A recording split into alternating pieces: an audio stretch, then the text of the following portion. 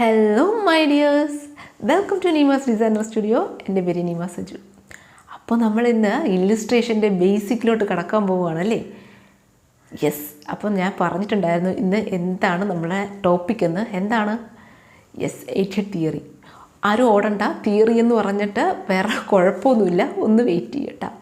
അപ്പോൾ കുറേ പേര് എൻ്റെ അടുത്ത് പറയാറുണ്ട്, ചേച്ചി എനിക്ക് ഈ വരയ്ക്കാനൊന്നും അറിയത്തില്ല, വരയ്ക്കാനൊക്കെ എനിക്ക് ഭയങ്കര ബുദ്ധിമുട്ടാണ്.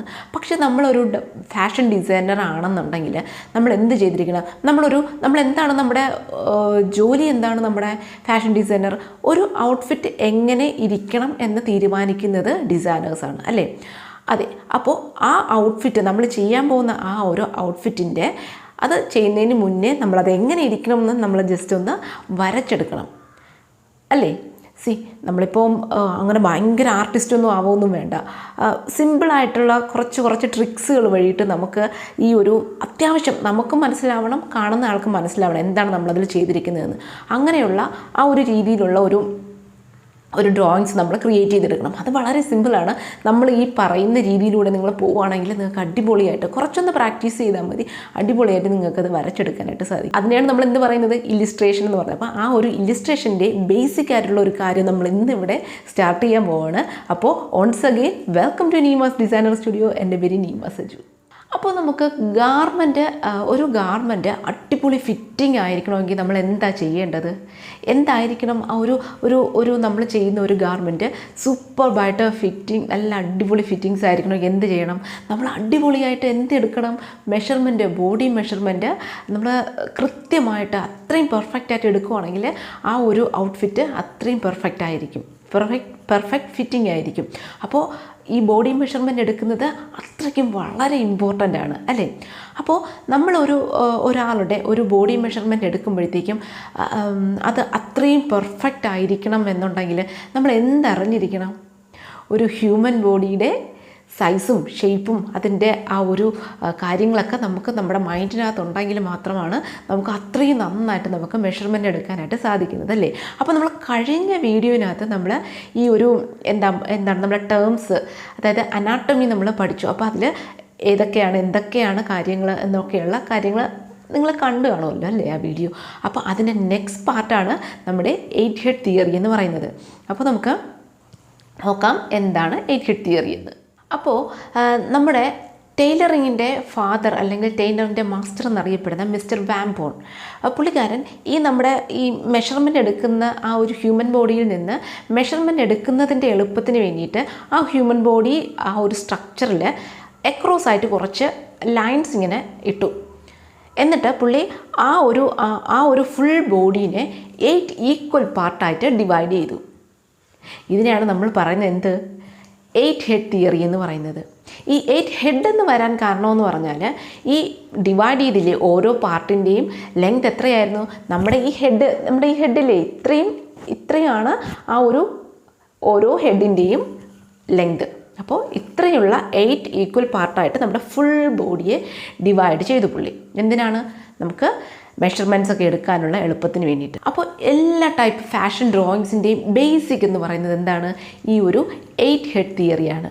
ഓക്കെ, അപ്പോൾ നമുക്ക് നോക്കാം എങ്ങനെയാണ് പുള്ളിക്കാരൻ ആ ഒരു ഫുൾ ബോഡിയെ, ആ ഒരു ഹ്യൂമൻ ബോഡിയെ എങ്ങനെയാണ് ഡിവൈഡ് ചെയ്തതെന്നും അതിൻ്റെ ഓരോ പാർട്ട് ഏതൊക്കെ വിഭാഗത്തിലാണ് ഉൾപ്പെടുന്നതെന്ന് നമുക്ക് നോക്കാം. ഓക്കെ, അപ്പോൾ നമ്മൾ നേരത്തെ അനാട്ടമിയിൽ ചെയ്തതുപോലെ ഞാൻ ഇവിടെ ഫിഗർ ഇടാം, എന്നിട്ട് അത് വെച്ചിട്ട് നമ്മൾക്ക് ഓരോ കാര്യങ്ങളായിട്ട് എക്സ്പ്ലെയിൻ ചെയ്തു പോകും. ഓക്കെ, അപ്പോൾ ഇതാണ് നമ്മുടെ വാംബോൺ ജി എന്താണ് നമ്മുടെ ഹ്യൂമൻ ബോഡീനെ 8 ഈക്വൽ പാർട്ടായിട്ട് ഡിവൈഡ് ചെയ്തിരിക്കുന്നത്. കണ്ടോ? അപ്പോൾ അതിൻ്റെ ഫസ്റ്റ് പാർട്ട് എന്ന് പറയുന്നത് എന്താണ്?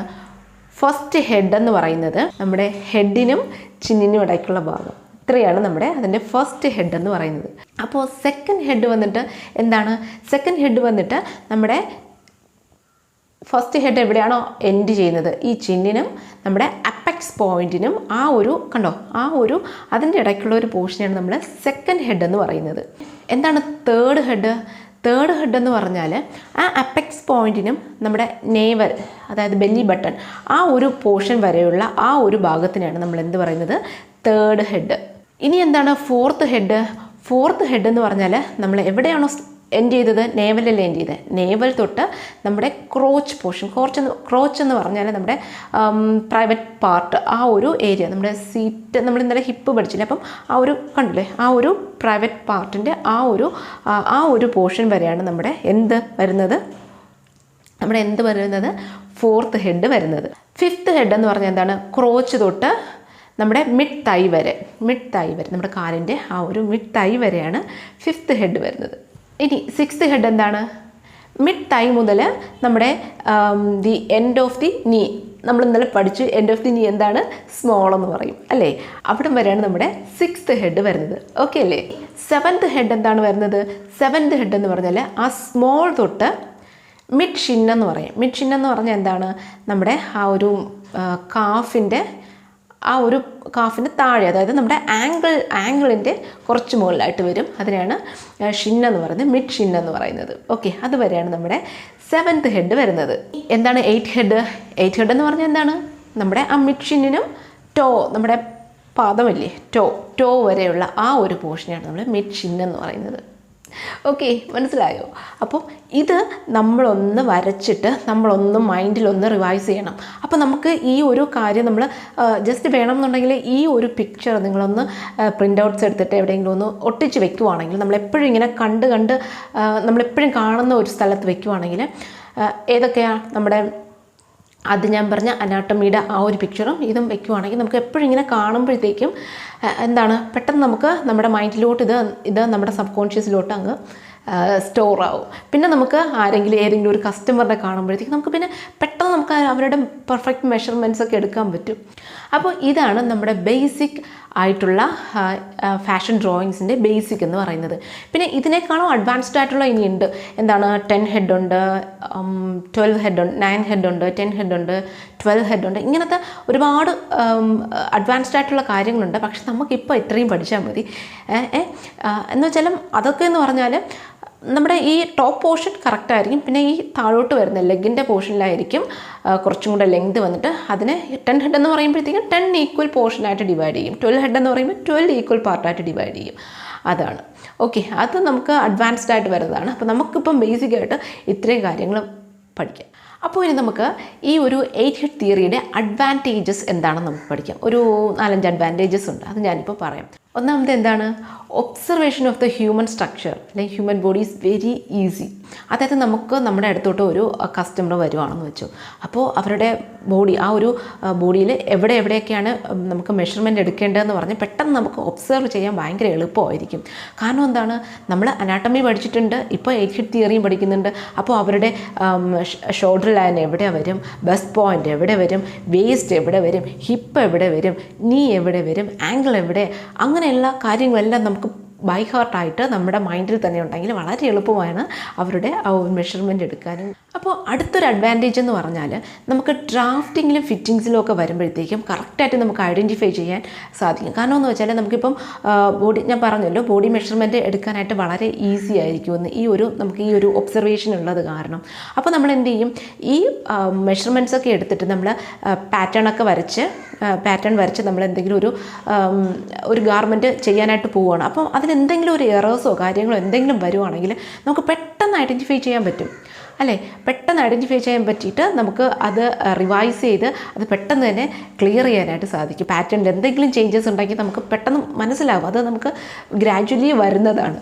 അതായത് നമുക്ക് എന്താ പറയുക, നമുക്ക് നോക്കുമ്പോഴത്തേക്ക് തന്നെ നമുക്ക് അറിയാൻ പറ്റും, ഇവിടെ ഒരു പ്രശ്നം വന്നിട്ടുണ്ട്. നമുക്ക് ഈ ഒരു തിയറി നമ്മുടെ മൈൻഡിലുള്ളത് കാരണം നമുക്ക് പെട്ടെന്ന് തന്നെ ഐഡൻറ്റിഫൈ ചെയ്യാൻ പറ്റും. ഇവിടെ ഒരു പ്രശ്നം വന്നിട്ടുണ്ട്, ഇത് പെട്ടെന്ന് ഫിക്സ് ചെയ്യാനായിട്ട് നമുക്ക് പാറ്റേൺ നോക്കുമ്പോൾ തന്നെ നമുക്ക് അറിയാൻ പറ്റും. നമ്മൾ വരച്ച് വെച്ചേക്കുന്ന പാറ്റേൺ എടുത്ത് നോക്കുമ്പോഴത്തേക്കും നമുക്ക് പെട്ടെന്ന് മനസ്സിലാക്കും. അപ്പോൾ അടുത്തൊരു അഡ്വാൻറ്റേജ് എന്ന് പറഞ്ഞാൽ knowledge of body structure help us to take correct measurement. അപ്പം കറക്റ്റായിട്ടുള്ള മെഷർമെൻറ്റ് എടുക്കാനായിട്ട് നമുക്ക് ഈ ഒരു ബോഡി സ്ട്രക്ചറിനെ കുറിച്ചുള്ള നല്ലൊരു അറിവ് നമുക്ക് സഹായിക്കുന്നു. അതായത് കറക്റ്റായിട്ട് കട്ട് ചെയ്യാൻ പറ്റുന്നു, കറക്റ്റായിട്ട് സ്റ്റിച്ച് ചെയ്യാൻ പറ്റുന്നു, അത് കഴിഞ്ഞ് പെർഫെക്റ്റ് ആയിട്ടുള്ള നമുക്കൊരു ഔട്ട്ഫിറ്റ് കിട്ടുന്നു. അതായത് നേരത്തെ ആ ഒരു പോയിന്റിനെ എലാബറേറ്റ് ചെയ്യുന്നത് തന്നെയാണ്. അതായത് കറക്റ്റ് നമുക്ക് ബോഡി സ്ട്രക്ചർ അറിയാമെന്നുണ്ടെങ്കിൽ എന്ത് സംഭവിക്കും, കറക്റ്റായിട്ട് നമുക്ക് മെഷർമെൻറ്റ് എടുക്കാൻ പറ്റും, കറക്റ്റായിട്ട് നമുക്ക് പാറ്റേൺ ചെയ്യാൻ പറ്റും, കറക്റ്റായിട്ട് നമുക്ക് ഡ്രാഫ്റ്റ് ചെയ്യാൻ പറ്റും, കറക്റ്റായിട്ട് നമുക്ക് സ്റ്റിച്ച് ചെയ്ത് അടിപൊളി ഒരു ഗാർമെൻ്റ് ആക്കാനും പറ്റും. അപ്പോൾ ഇതിൻ്റെ മെയിൻ മെയിൻ ഒരു ഹൈലൈറ്റ് എന്ന് പറഞ്ഞാൽ നമുക്ക് ഓൾട്രേഷൻസ് കുറയുന്നു. അല്ലെങ്കിൽ നമ്മളൊരു ഡ്രസ്സ് ചെയ്ത് കഴിയുമ്പോഴത്തേക്കും അവിടെ കുറച്ച് ലൂസ്, ഇവിടെ കുറച്ച് ലൂസ്, അങ്ങനെയൊക്കെ നമ്മൾ പറയത്തില്ലേ. അപ്പം ഈ ഒരു കാര്യം നമുക്ക് നമ്മുടെ മൈൻഡിനകത്ത് ഉണ്ടെന്നുണ്ടെങ്കിൽ നമുക്ക് ആ ഒരു ഓൾട്രേഷൻസ് കറക്റ്റ് മെഷർമെൻ്റ് ആയിരിക്കും കിട്ടുന്നത്. അപ്പോൾ ഓൾട്രേഷൻസൊക്കെ നന്നായിട്ട് കുറയ്ക്കാനായിട്ട് സാധിക്കും. അപ്പോൾ അടുത്തൊരു അഡ്വാൻറ്റേജ്, ലാസ്റ്റ് അഡ്വാൻറ്റേജ് എന്ന് പറയുന്നത് നമ്മുടെ വർക്ക് വളരെ ഈസി ആയിട്ടും വളരെ സ്പീഡി ആയിട്ടും നമുക്ക് എക്സിക്യൂട്ട് ചെയ്യാൻ പറ്റും എന്നുള്ളതാണ്. അതായത് നമുക്ക് ഈ ഒരു 8 ഹെഡ് തിയറീൻ്റെ നോളജ് ഉണ്ടെങ്കിൽ നമുക്ക് എന്താണ് ബോഡി ഒബ്സർവ് ചെയ്യാം, പെട്ടെന്ന് തന്നെ മെഷർമെൻ്റ് എടുക്കാം, പെട്ടെന്ന് തന്നെ പാറ്റേൺ ചെയ്യാം, എല്ലാം ചെയ്യാം. അതായത് 8 ഹെഡ് തിയറിയുടെ നോളജ് കാരണം നമുക്ക് ഹ്യൂമൻ ബോഡീൻ്റെ ഒബ്സർവേഷൻ വളരെ ഈസി ആയിരിക്കും. മാത്രമല്ല നമ്മുടെ സബ് കോൺഷ്യസ് മൈൻഡിൽ ഈ ഒരു 8 ഹെഡ് തിയറിയുടെ ഈ ഒരു സംഭവം കിടക്കും. അപ്പോൾ എന്ത് സംഭവിക്കും? നമ്മുടെ പണി വളരെ ഈസിയാവും. നമുക്ക് സ്പീഡായിട്ട് ഒരു ഗാർമെൻറ്റ് ചെയ്തെടുക്കാനും സാധിക്കും. അതായത് ടൈം വളരെയധികം സേവ് ചെയ്യാൻ സാധിക്കും. അപ്പോൾ ഇന്നത്തെ ടോപ്പിക് എല്ലാവർക്കും മനസ്സിലായി കാണുമല്ലോ അല്ലേ? എന്തെങ്കിലും ഡൗട്ട് ഉണ്ടെങ്കിൽ നിങ്ങൾക്ക് കമൻറ്റ് ബോക്സിൽ ചോദിക്കണം കേട്ടോ. അപ്പോൾ ഇതാണ് നമ്മുടെ ഇല്ലുസ്ട്രേഷൻ്റെ സ്റ്റാർട്ടിങ് എന്ന് പറയുന്നത്. ഇനി അടുത്ത് വരുന്നതെന്ന് പറഞ്ഞാൽ ക്രോക്കീസാണ്. പേരൊന്നും കേട്ട് നിങ്ങൾ പേടിക്കണ്ട കേട്ടോ, ഇത് വേറെ ഭാഷയിലൊക്കെയുള്ള സംഭവങ്ങളാണ്. ക്രോക്കീസ് എന്ന് പറഞ്ഞാൽ ഒന്നുമില്ല, ഡ്രോയിങ്സ് എന്നാണ്. 8 ഹെഡ് തിയറിയുടെ നെക്സ്റ്റ് പാർട്ടാണ് ക്രോക്കീസ് എന്ന് പറയുന്നത്. അപ്പം എന്താണ് ക്രോക്കീസ് എന്ന് നമുക്ക് അടുത്ത ക്ലാസ്സിൽ നമുക്ക് പഠിക്കാം. അപ്പോൾ ഇന്നത്തെ വീഡിയോ എല്ലാവർക്കും ഇഷ്ടമായിട്ടുണ്ടെങ്കിൽ ജസ്റ്റ് ഒന്ന് ലൈക്ക് ചെയ്തേക്കണേ. പിന്നെ ചാനൽ ഇഷ്ടപ്പെടുവാണെങ്കിൽ ജസ്റ്റ് ഒന്ന് സബ്സ്ക്രൈബ് ചെയ്തേക്കുക. അപ്പോൾ നിങ്ങളുടെ ഫ്രണ്ട് സർക്കിളിലും ഫാമിലിയിലും ഒക്കെ ആർക്കെങ്കിലും ഇങ്ങനെ ഫാഷൻ ഡിസൈനിങ്ങിനോട് ക്രേസ് ഉണ്ടെങ്കിൽ ഈ വീഡിയോസ് ഒന്ന് ഷെയർ ചെയ്ത് കൊടുത്തേക്കണം കേട്ടോ. അപ്പോൾ എല്ലാവരും ഹാപ്പി ആയിട്ടിരിക്കുക, എല്ലാവരും പോസിറ്റീവായിട്ടിരിക്കുക, എല്ലാവരും അടിപൊളിയായിട്ട് പഠിക്കുക. പിന്നെ വേറൊന്നുമില്ല. അപ്പോൾ നമുക്ക് അടുത്ത വീഡിയോയിൽ കാണുന്നത് വരെ tata, bye bye, okay, see U.